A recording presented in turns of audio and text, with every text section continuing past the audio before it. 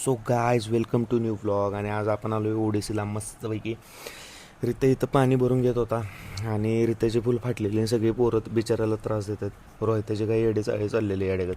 त्यानंतर आपण पूल एरियाला गेलो. मस्तपैकी सेटअप बिटअप केला होता. याला म्हणलं आपलं कधी होणार, पण अजून लय वेळ आहे.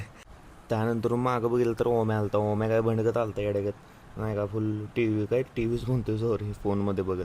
त्यानंतर आपला मी रोहित्याकडे गेलो. रोहित्याला म्हणलं यार काय करतोय. रोहित्या पाणी होतं होता. रोहित्याला म्हणलं माझ्या उपयाला पाणी कमी आहे. रोहित्या तिथं सातम्यातच गेला 2 मिनटं. नंतर म्हणलं नाही रे बाबा, पाणी बिणी सगळं बरोबर आहे. त्याच्या आपण ट्रिपा घेत होतो मस्त. त्यानंतर मला ओम्या दिसला. ओम्या जसा प्रकट झाला बघितला, याला फ्यूल घेऊन फिरत होता. आता म्हणलं काय बोलायचं याला. त्यानंतर आम्ही बसलो जेवायला.